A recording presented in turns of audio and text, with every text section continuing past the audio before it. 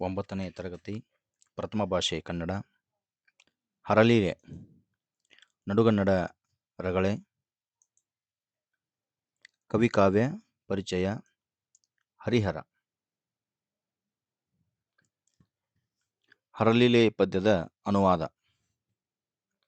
ಇಂತು ಮನಮಂದ ಪುತ್ತೂರಿಗೆ ನಡೆವುತ್ತುಂ ಇರೆ, ಮುಂತೋರುವನ್ ಏತಂದು ಭಿನ್ನಪವೆನುತ್ತಂ ಇರೆ, ದೇವಾ ಲಗ್ನದ ಮುಹೂರ್ತಂ ಬರಂ ಬನದೊಳಗೆ ದೇವಾ, ಸುಖದಿಂದ ಇರ್ಪುದು ಈ ಊರ ಬನದೊಳಗೆ, ಎನೆ ತಿರುಗಿ ನಡೆದುದು ಆ ವನದತ್ತ ಮುಂತಾಗಿ ತನತನಗೆ ಮುಯ್ಯಾಣುತನ ಆನಂದಮಯರಾಗಿ. ಹೀಗೆ ಸೌಂದರ ಪೆರುಮಾಳ ಅಂದರೆ ನಂಬಿಯನ್ನ ಮದುವನಿಗನಾಗಿ ಅಲಂಕೃತನಾಗಿ ಉತ್ಸುಕತೆಯಿಂದ ಮನಮಂದ ಪುತ್ತೂರಿಗೆ ಹೋಗುತ್ತಿರುವಾಗ ಒಬ್ಬನು ಬಂದು, ನಿಮ್ಮಲ್ಲಿ ಒಂದು ವಿಜ್ಞಾಪನೆ, ಭಿನ್ನಃ ವಿಜ್ಞಾಪನೆ, ದೇವ ಲಗ್ನದ ಮುಹೂರ್ತ ಬರುವವರೆಗೆ ನೀವು ಈ ಊರಿನ ವನದೊಳಗೆ ಸುಖವಾಗಿ ಕಾಲ ಕಳೆಯಿರಿ ಎಂದು ಹೇಳಿದಾಗ, ನಂಬಿಯನ್ನನು ವನದತ್ತ ನಡೆದು ತನ್ನೊಳಗೆ ತಾನೇ ಆನಂದ ಪಡುತ್ತಾ ಬಂದು ಬನಮಂ ಪೊಕ್ಕು ಮಿಕ್ಕು ಸಂತೋಷದಿಂ ಮುಂದೆ ಸಿಂಹಾಸನವನ್ನಿಕ್ಕಲು ವಿಲಾಸದಿಂ ಎಸೆಯೇ, ಕುಳಿರ್ದನ ಆ ಸುಕುಮಾರ ಸೌಂದರಂ ಹೊಸದೆಗೊಪ್ಪುವ ಮರ್ತಮಂಡಲ ಪುರಂದರಂ. ಬಂದು ವನವನ್ನು ಹೊಕ್ಕು ಬಹಳ ಸಂತೋಷಗೊಂಡನು. ನಂತರ ಭೂಮಿಗೆ ಒಪ್ಪುವಂತೆ ಸುಂದರವಾಗಿದ್ದ ಭೂಮಂಡಲವೆಂಬ ವಿವಾಹ ಮಂಟಪದಲ್ಲಿ ಸುಕುಮಾರನಾದ ಸೌಂದರ ಪೆರುಮಾಳನು ತನಗೆ ಇರಿಸಿದ ಸಿಂಹಾಸನದಲ್ಲಿ ವಿಲಾಸದಿಂದ ಕಾಣುವಂತೆ ಕುಳಿತನು. ಈ ಪದ್ಯದ ಸಾರಾಂಶ: ಮುದುಡಿಗೊಂಡಿದ್ದ ನೈದಿಲೆಗಳಿಂದ ಕೂಡಿದ ಕೊಳಗಳನ್ನು ನೋಡುತ್ತಾ ಸೂರ್ಯೋದಯವಾಗುತ್ತಿದ್ದಂತೆ ನೈದಿಲೆಗಳು ಮುದುಡುತ್ತವೆ. ಚಕೋರ ಪಕ್ಷಿಗಳ ಜೋಡಿಯಲ್ಲಿ ಗಂಡು ಚಕೋರ ಆಹಾರವನ್ನರಸಿ ಗೂಡಿನಿಂದ ಹೊರಹೋಗುತ್ತದೆ. ಆಗ ಹೆಣ್ಣು ಚಕೋರಿ ಸಂಗಾತಿಯ ಅಗಲಿಕೆಯ ವಿರಹ ವೇದನೆಯನ್ನು ಅನುಭವಿಸುತ್ತದೆ. ಸಂಗಾತಿಯ ವಿರಹ ವೇದನೆಯಿಂದ ತುಂಬಾ ಬಳಲುವ ಚಕೋರಗಳು ರುಚಿಯಾದ ಹಣ್ಣುಗಳನ್ನು ಅರಸುತ್ತಿರುವ ಗಿಳಿಗಳ ಸಮೂಹ, ಮಕರಂದ ಹೀರಲು ಹೊಸ ಹೂವುಗಳನ್ನು ಸುತ್ತುವರೆದಿರುವ ದುಂಬಿಗಳ ಸಮೂಹವನ್ನು ನೋಡುತ್ತಾ, ಕಾಡಿನ ಪ್ರಕೃತಿ ಸೌಂದರ್ಯವನ್ನ ಹೊಗಳುತ್ತಾ, ಅರಸನ ಮಗನಾದ ನಂಬಿಯನ್ನನು ಆಡುತ್ತಾ ಹಾಡುತ್ತಾ ಆನಂದದಿಂದ ನಲಿದಾಡಿದನು. ಈ ಪಾಠದ ಸಾರಾಂಶ ಈ ರೀತಿಯಾಗಿದೆ. ನಂಬಿಯನ್ನನು ವಿವಾಹ ಕಾರ್ಯದಲ್ಲಿ ಮಗ್ನನಾಗಿ ವನದಲ್ಲಿರುವ ಸಮಯದಲ್ಲಿ ಇತ್ತ ಕೈಲಾಸದಲ್ಲಿ ದೊಡ್ಡ ಶಿವಗಣ ಪರಿವಾರದೊಂದಿಗೆ ನೆಲೆಸಿದ್ದ ವಿರೂಪಾಕ್ಷನು ಗಿರಿಜೆಯನ್ನು ಕುರಿತು ಹೀಗೆಂದನು: ದೇವಿ ಕೇಳು, ನಮ್ಮ ಪುತ್ರನಾದ ಪುಷ್ಪದತ್ತನು ನರಲೋಕದಲ್ಲಿ ಹುಟ್ಟಿ ನಂಬಿ ಎಂಬ ಹೆಸರನ್ನ ಪಡೆದು ಸಂಸಾರದಿಂದ ಕೆಟ್ಟು ಹೋಗುವುದಕ್ಕೆ ಸಿದ್ಧವಾಗಿದ್ದಾನೆ.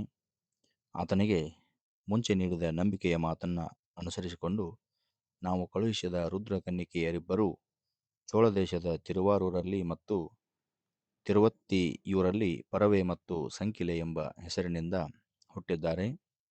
ಅವರನ್ನು ಆತನೊಡನೆ ಸೇರಿಸಿ ಸಕಲ ಸುಖವನ್ನು ಪೂಜೆಯಾಗಿ ಸ್ವೀಕರಿಸಿ ಬರುವೆನು ಎಂದಾಗ, ಗಿರಿಜೆ ಮತ್ತು ಗಂಗೆ ಇಬ್ಬರೂ ನಾವು ನಿಮ್ಮೊಡನೆ ಬರುತ್ತೇವೆ ಎಂದರು. ಅದಕ್ಕೆ ಶಿವನು ಗಿರಿಜೆಗೆ, ನೀನು ಬಹಳ ಕರುಣೆ ಹೊಂದಿರುವಳು, ಆದರೆ ನಾನು ಅಲ್ಲಿ ಮಾಡುವುದು ಅತಿ ನಿಷ್ಠುರದ ಕಾರ್ಯ.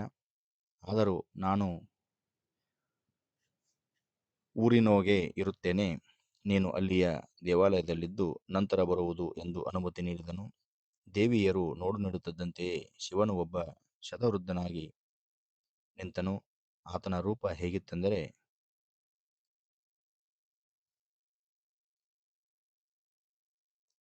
ಪಾದದಿಂದ ತಲೆಯವರೆಗೂ ಲೇಪಿಸಿದ ವಿಭೂತಿ, ನೆರೆತ ತಲೆ, ಸುಕ್ಕುಗಟ್ಟಿದ ದೇಹ ಹೊಂದಿದ್ದನು. ಆತನ ಜಟೆಯಲ್ಲಿದ್ದ ಚಂದ್ರ ಕೊಡೆಯಾಯಿತು, ಹಿಡಿದಿದ್ದ ತ್ರಿಶೂಲ ಕೊಡೆಯ ಹಿಡಿಕೆಯಾಯಿತು, ನರಕಪಾಲ ಹೊಂದಿದ ದಂಡ ಊರುಗೋಲಾಯಿತು, ಸರ್ಪವು ಪ್ರಮಾಣಪತ್ರವಾಯಿತು. ನಂಬಿಯನ್ನನಿಗೆ ತೋರಿಸಲು ಶಿವ ಸರ್ಪವನ್ನು ಒಪ್ಪಂದದ ಪ್ರಮಾಣಪತ್ರವನ್ನಾಗಿಸಿದನು. ಇದಕ್ಕೆ ಮೇಲಿನ ಮೂಲಕತೆಯನ್ನು ಗಮನಿಸಿ. ಶಿವನ ಶಿರವೇ ಕಮಂಡಲವಾಯಿತು. ಹುಲಿ ಮತ್ತು ಜಿಂಕೆಯ ಚರ್ಮಗಳು ಉಡುವ ಮತ್ತು ಹೊದೆಯುವ ವಸ್ತ್ರವಾದವು. ಶಿವನು ಕಾಲಿನಿಂದ ಮೆಟ್ಟಿಕೊಂಡಿರುವ ನಾಗಾಸುರ ಎಂಬ ರಾಕ್ಷಸನೇ ಪಾದರಕ್ಷೆಗಳಾಗಿ ಕೊರಳಿನಲ್ಲಿ ಕಟ್ಟಿಕೊಂಡಿರುವ ಶಿರೋಮಾಲೆ ಜಪಮಾಲೆಯಾಗಿ ಮಹಾರುದ್ಧನಾಗಿ ರೂಪಧರಿಸಿ ಕೈಲಾಸದಿಂದ ಹೊರಟು ಚೋಳ ದೇಶದ ಮನಮಂದ ಪುತ್ತೂರಿನ ಮುಂದೆ ಇಳಿದನು.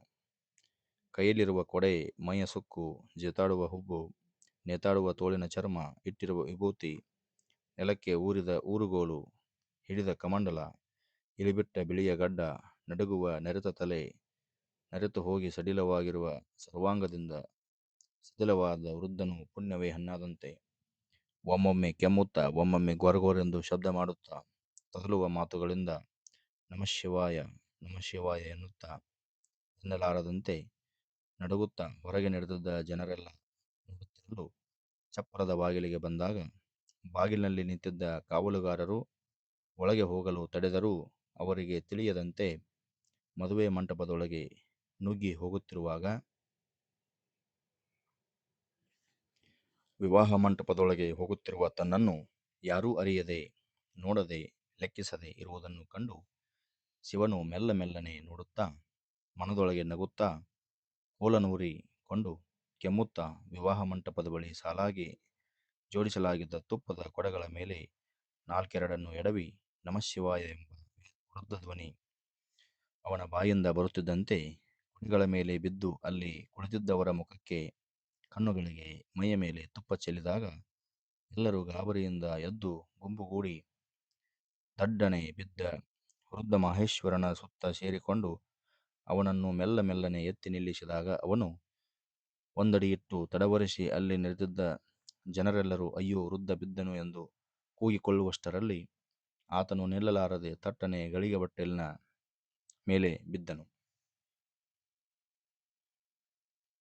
ಆಗ ಅಲ್ಲಿದ್ದ ಕಳಶ ಒಡೆದು ಗಳಿಗೆ ಬಟ್ಟಲು ಮುರಿದು ಹೋಗಿ ಅಕ್ಕಿಯೆಲ್ಲ ಚೆಲ್ಲಿ ಹೋಗಿ ಅಲ್ಲಿದ್ದ ಜೋಯಿಸರು ಚದುರಿ ಅತ್ತಿತ್ತ ಓಡಿ ಹೋದರು.